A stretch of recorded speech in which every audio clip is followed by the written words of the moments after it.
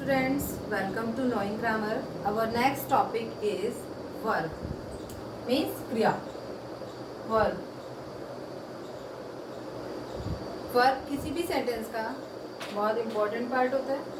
Okay, verb यानी कि क्रिया, और इसको पहचानना बहुत ज़रूरी है क्योंकि इसके पहचान के बिना वाक्य में काल का यानी कि टेंसेस का डिफरेंस करना बड़ा मुश्किल हो जाता है. यदि हम वर्ब को नहीं पहचानते हैं तो पहले तो ये निकल के आता है कि हम वर्ब को कैसे पहचाने, कि क्रिया क्या है, वर्ब क्या है, उसको कैसे पहचाने. सेंटेंसेस आते हैं अक्सर एग्जाम में कि find out the word, find out the verbs.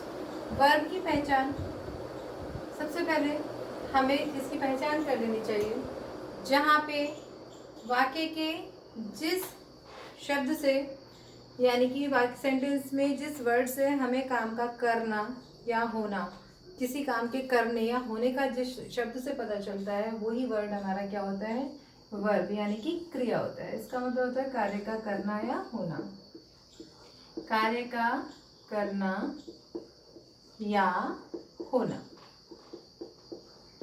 Okay, करना या होना.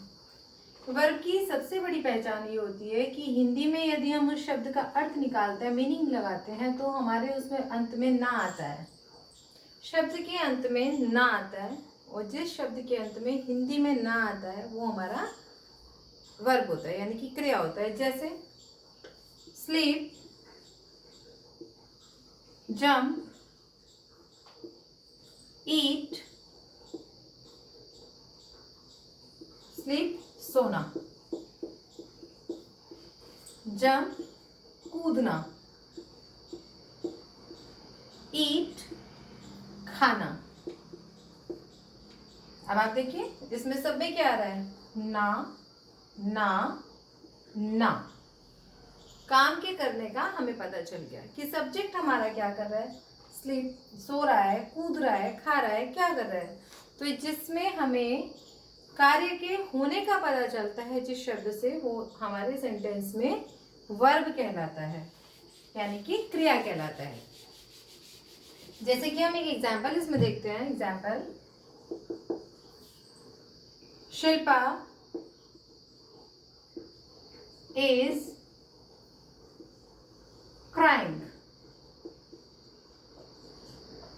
Shilpa is crying, full stop. Subject है हमारा who is crying, Shilpa is crying यानी कि शिल्पा रो रही है. कौन रो रहा है, शिल्पा रो रही है, शिल्पा चिल्ला रही है. तो हमने देखा कि इसमें इज है, और क्राई क्या होता है, क्राई होता है रोना या चिल्लाना, रोना या चिल्लाना क्या होता है, क्राई. तो who is crying, Shilpa is crying. It mean this is our subject, this is our helping verb, and this is our main verb. We can see in another sentence,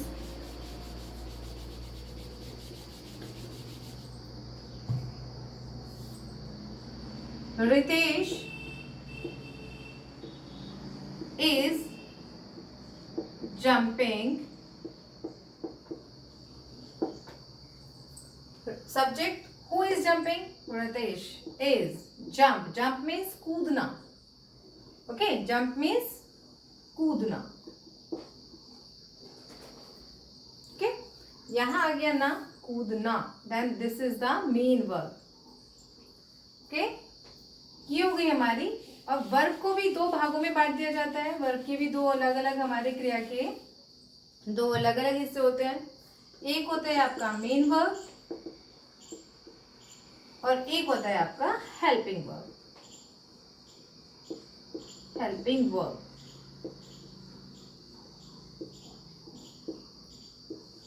यानी कि मुख्य क्रिया और सहायक क्रिया. मुख्य क्रिया में हमने देखा था अभी जो कुछ हमारे वर्ड्स थे, जैसे सिंग, डांस, जंप, सिट, क्राई वगैरह वगैरह, यानी कि जो अपने आप में एक पूरा मीनिंग बताते हैं.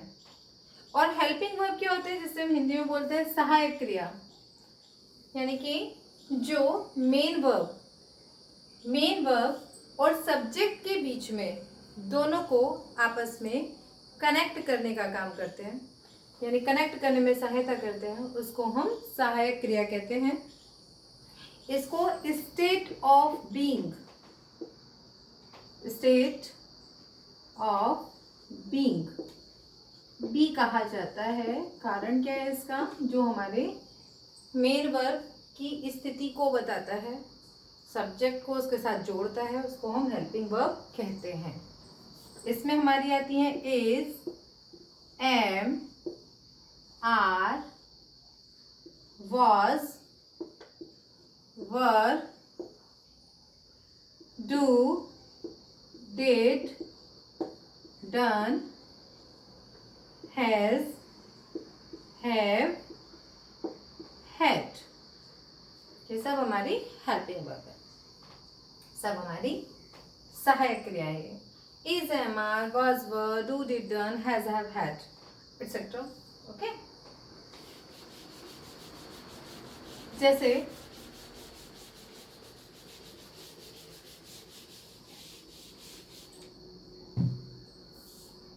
monkey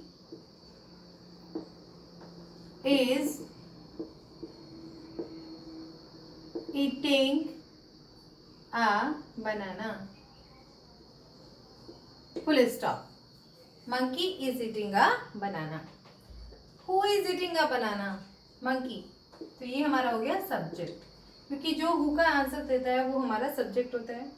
ये हमारी सहायक क्रिया है, जो कि मेन वर्ब यानी ईट मीन्स होता है खाना, ईट मीन्स खाना, जिसके पीछे ना आ जाए वो हमारी मेन वर्ब होती है। और जो इनके बीच में is, am, are, was, were, has, have, had, ये सब हमारी क्या होती है? हेल्पिंग वर्ब, सहायक क्रिया, हेल्पिंग वर्ब यानी कि सहायक क्रिया। तो अब हम समझ गए कि इसमें हेल्पिंग वर्ब क्या है, हमारी मेन वर्ब क्या है, मेन वर्ब की पहचान क्या है, और ये हमारा क्या है, जिसपे कार्य के करने का असर होता है, यानी कि सब्जेक्ट ने जो भी कर्ता के काम करने का जिस पे असर पड़ा वो क्या होता है? हमारा ऑब्जेक्ट होता है। इसको हम नेक्स्ट वीडियो में समझेंगे कि what is our object in a sentence, how to find the object. Okay, so keep watching our next videos and wait for the another. Thank you.